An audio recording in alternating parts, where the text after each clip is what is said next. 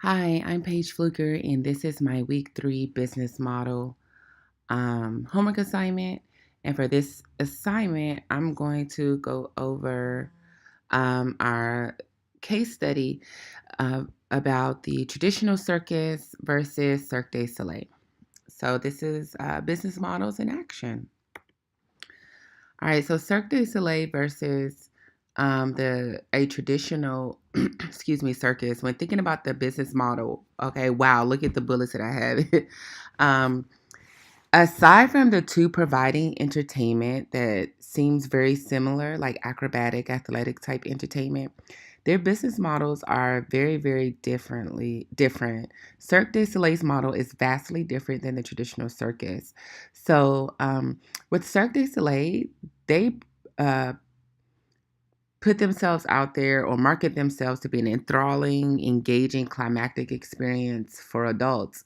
And aside from its main purpose of mass entertainment, they also conduct or have more private and small scale shows that they do for municipalities or for corporations.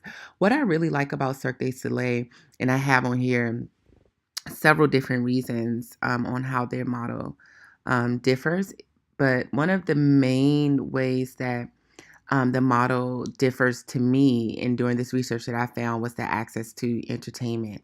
With Cirque du Soleil, they're set up in various locations across the world. So, unlike the circus where you normally have to wait like once a year, the summertime, to see the circus, Cirque du Soleil, you have an opportunity to engage with them and experience their product 365 days a year if that's what you want.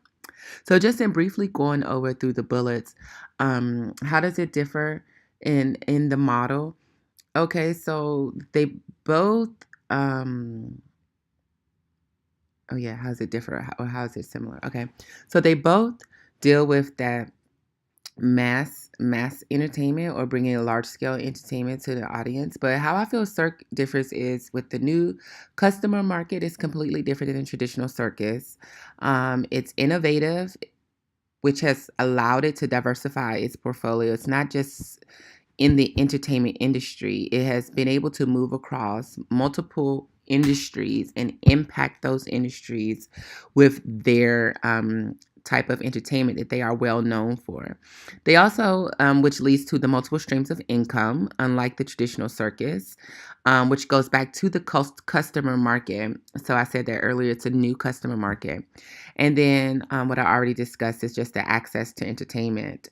With Cirque du Soleil, you can see them on cruise ships. You can see them at one of their exclusive contracts, like with the Disney resorts. And Cirque du Soleil seems to not only what makes their business model different is that it's just more fluid. The traditional circus reminds me a lot about our discussion question this week in Blockbuster versus Netflix. Cirque du Soleil is like the Netflix of this industry. They started off kind of slow, a little here, a little there, a little discombobulated. But once they started to gain feedback, they took an innovative approach where they started to gather feedback and they started to make changes to their model based on that feedback. So that's one area where the traditional circus, they may have made some changes by expanding to more merchandising or maybe to more cities, but pretty much we all know what we're going to get when we go to the circus. We're going to get live animals. We're going to get clowns. It's pretty much said and done. Unlike Cirque du Soleil, you have a good idea of what you get, but you kind of never really know. So I really say that's what differs to me and makes their model completely different. Okay, so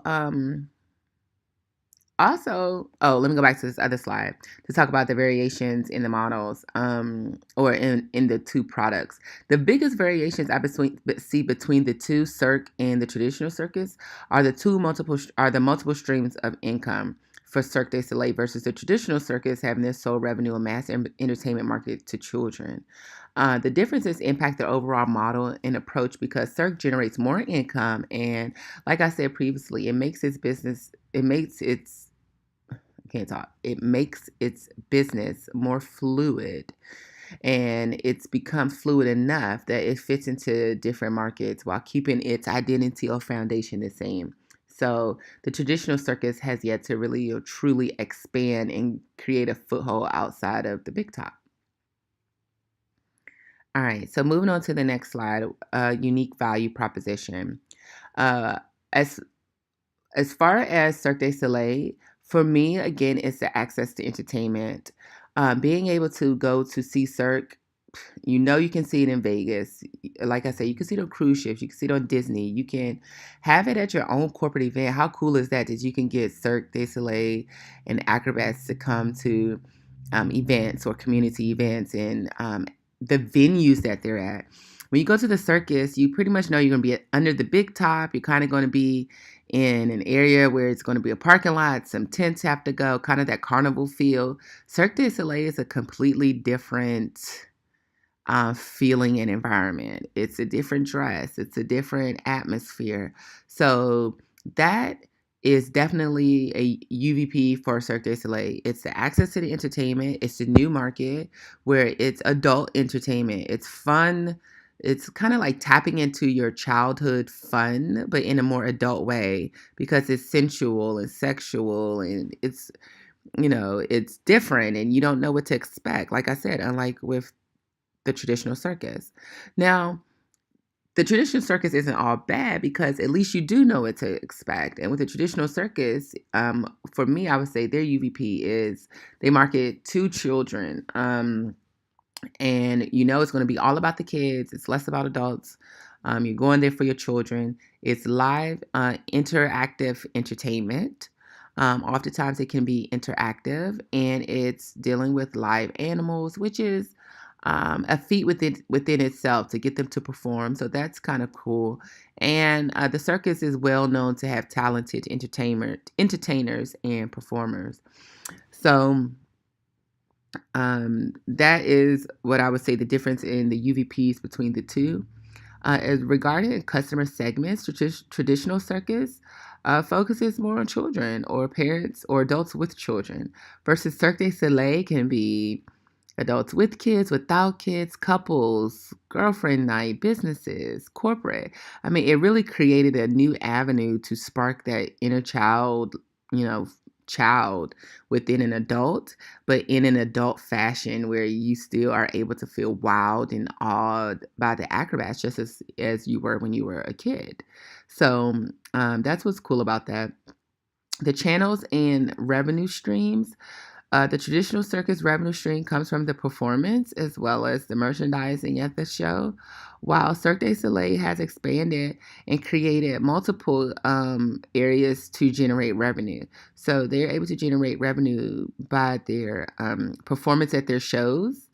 Um, they've also been able to generate revenue by contracting with particular venues, or like with Disney, they do at the Disney resort, they work there for a certain amount of time, or like I said, on a cruise ship, they may work with a cruise ship for a certain amount of time. Um, Corporate events, they also do merchandise, video games, apparel. While I was doing my research, I saw that there were plans to launch a theme park and kids entertainment project, um, and design an interactive NFL store in New York City's Times Square.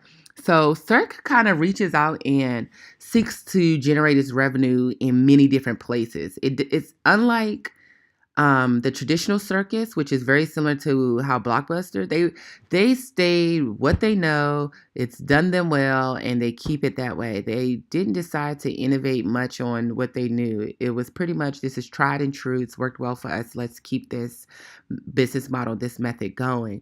But unfortunately, like we saw in our discussion question, they didn't grow with the times. They didn't keep up with the times. And so I believe it was this year, Ringling Brothers, Barnum and Bailey performed their last show.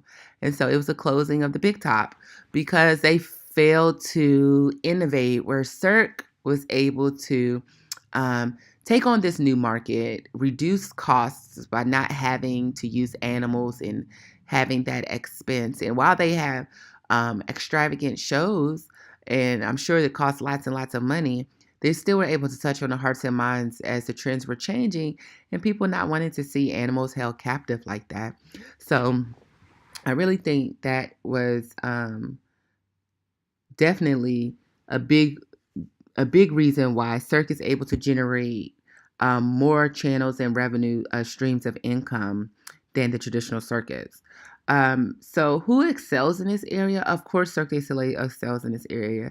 They are continuing to see growth. Although TPG did come in and buy a portion of or purchase Cirque du Soleil or a portion of it. As I was doing my research, I did see that TPG is an investment company, actually. And what they did, they kind of cleaned it up from the business side. They may have taken a little bit of the family heartfelt emotion out of it because of the transition was a pretty ugly transition. But they were able to come in and see different ways that this Cirque can continue to make money for years to come. So they're continuing to shape and shift their business model. And they're not really afraid to try out different markets. It's kind of that fail quick, fail fast method or thought process. And I really think that this is what I was able to take out of this case study is that although Cirque was able to step into new markets, it was still able to maintain its identity, and that um, you have to be willing to step outside of the box and get a little uncomfortable in order to remain relevant. And that's where I believe the circus kind of lost its fire. It was very relevant, very popular, but geez, that was so long ago. And as kids started to really pick up on video games more and technology and the internet started to take up more of our time, the circus just didn't take that on and didn't captivate and figure out different ways to captivate its audience like Cirque du Soleil did. So I would say, was the last question? I'm gonna make sure I answered everything. Oh, yeah, just really, I want to just be able to take away that the corporation of varying models can be helpful and to not be stuck in what I believe is the best way because by maybe doing a mashup or looking at different models, it can help your business rather than hurt it. And so in researching and comparing the two, I was able to see that my business model can be fluid and I shouldn't be afraid to test two new markets that will allow me to be looked upon as an influencer or a subject matter expert rather than a newbie. So that way I can come in and still maintain my identity.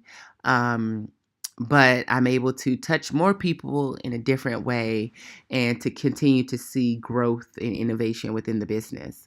So that's definitely what I was able to take away and apply to my business.